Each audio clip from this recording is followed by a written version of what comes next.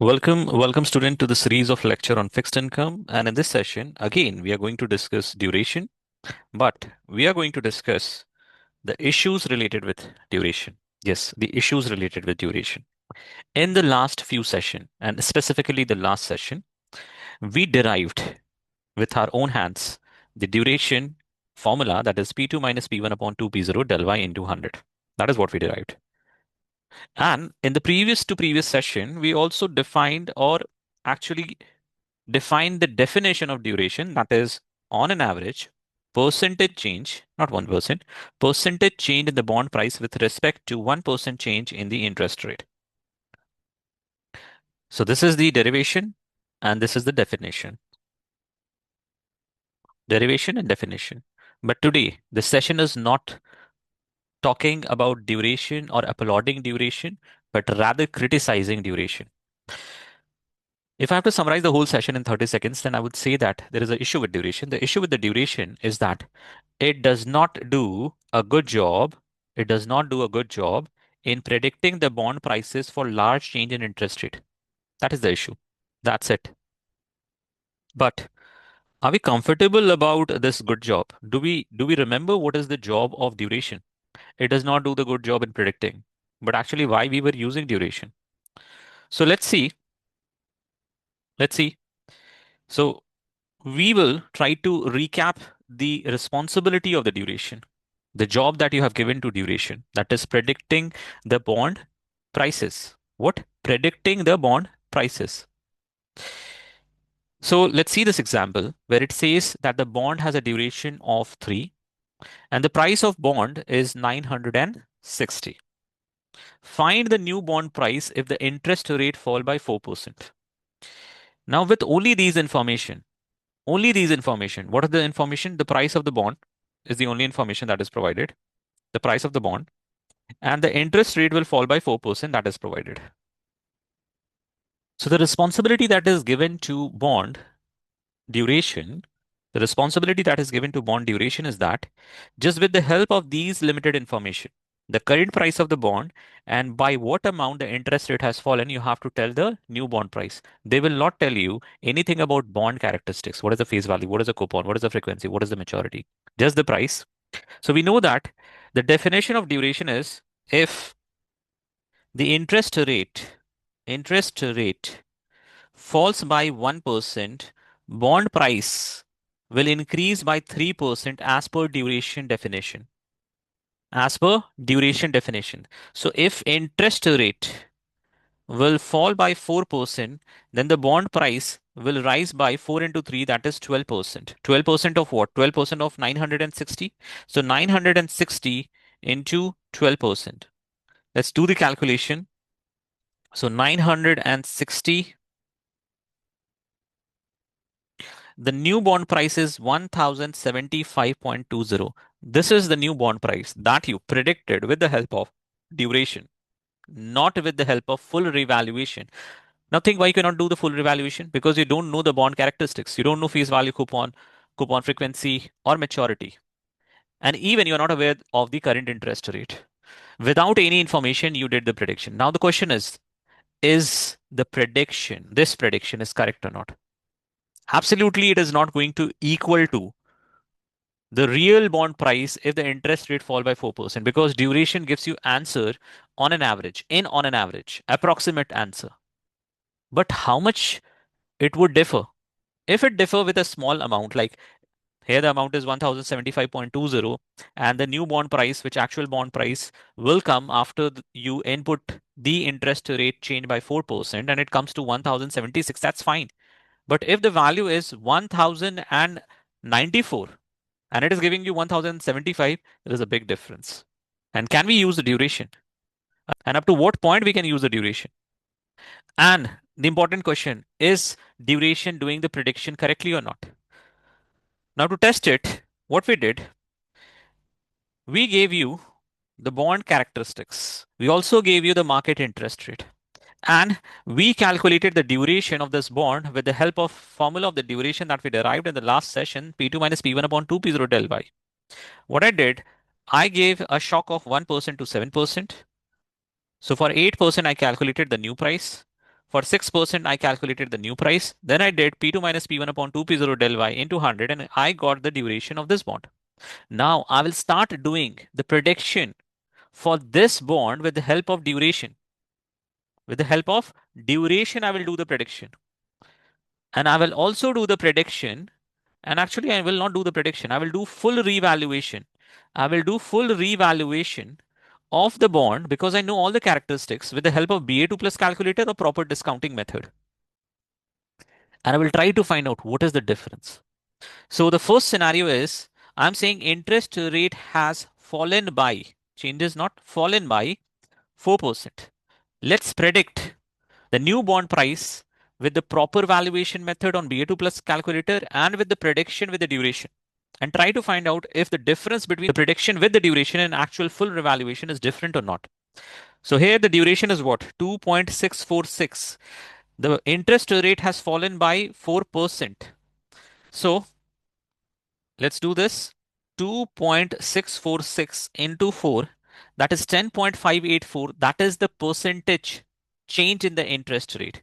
10.584 is the percentage change in the interest rate, right?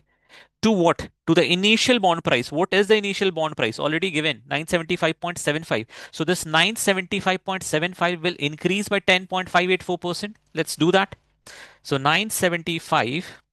So you are doing 975 plus 10.584% of 975. This is what you're doing. The value you are getting as 1078.194. That is a prediction with the help of duration. But the question is it a correct prediction? To check this, let's do this.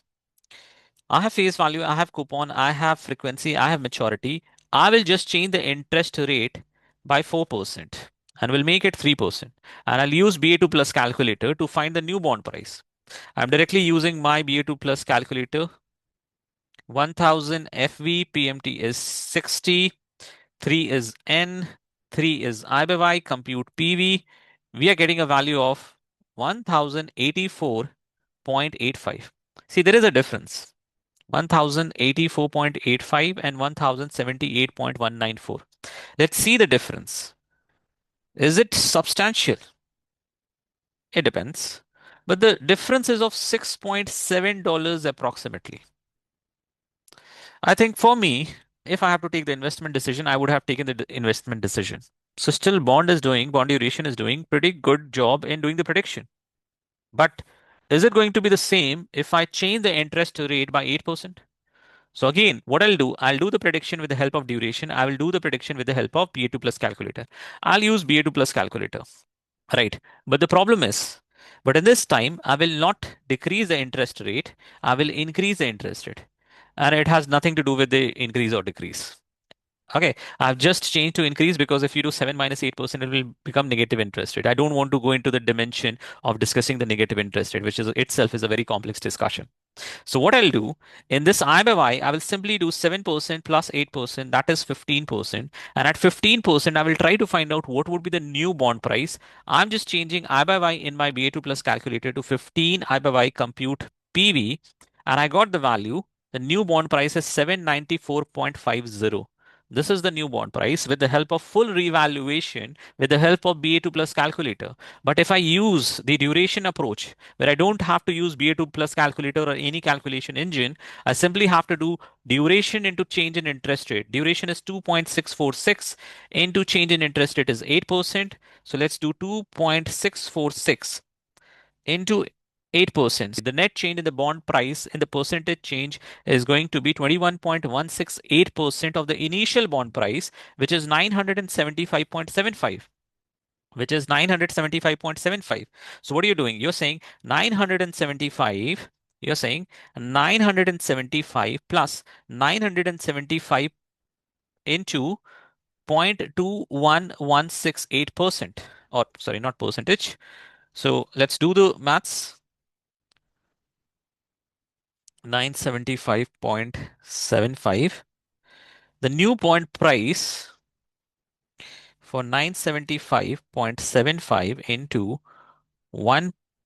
0.21168 is, and actually you will decrease, sorry. It will decrease also. The reason for the same is because you are increasing the interest rate. So therefore it will decrease. So, so the value is coming as, the new value is coming as, and this is important and I need space for it. The new value is coming as 769.20. Now the difference is not of $3. The difference is of $25. This might be important because I would not be trading one bond. I might be trading 100 bond. So $2,500, it is going to be a huge difference. So what you have observed? You observed when I did it for 4%, it was working. When I did it for 8%, it is not working. So will it work for 1% change? Will it work for 1% change? So the duration is the duration is 2.646, 646 into 1%.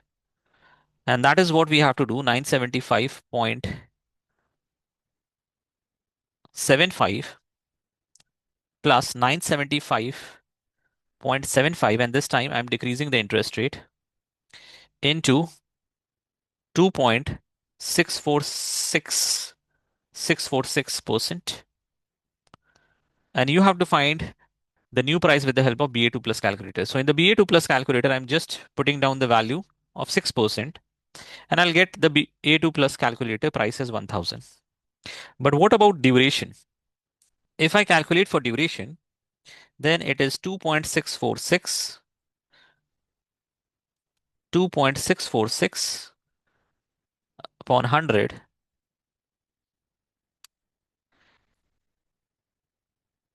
The value is 1001.568. For 1%, the difference between the prediction is only $1, near about $1 or $1.5. For 4%, the difference was 6%. For 4%, the difference in the prediction was $6, not percent. And for 8%, the difference was $25. So can you see that as you increase the interest rate, duration is not doing a good job in prediction. So what it means? It means that for the small change in interest rate, small change in interest rate, we can use duration. But for large change in interest rate, duration does not do a good job in prediction because if you do the full revaluation and if you calculate the new bond price with the help of duration, that will differ a lot and it will keep on increasing as you increase the interest rate further. So for the large change in interest rate, it will not do a good job. And what is the reason? What is the rationale for this? What is the rationale for this? What is the rationale for that it only works for small change in interest rate, but for the large change in interest rate, it deviates a lot? What is the reason? The reason is, which we'll try to discuss in the next session, is that duration is the slope of the price yield curve. Duration is the slope of the price yield curve. And that is why when the change in the interest rate increases, the deviation from the actual bond price deviates a lot if you're doing the prediction with the help of duration. And that's what we'll study in the next session. But in this session, please understand what we have established. We have established that duration will do a good job for small change in interest rate for 1%, 1.5%, 2%, 3%. That's it. But for a large change in interest rate, the prediction will differ from the actual revaluation of the bond. Okay, and that is the issue with the duration. Can we fix it? Yes, we can fix it. And for that, we have to introduce something into the discussion to fix it. That is called as convexity adjustment, but we'll discuss it in the next session. With that, thank you. Have a nice day.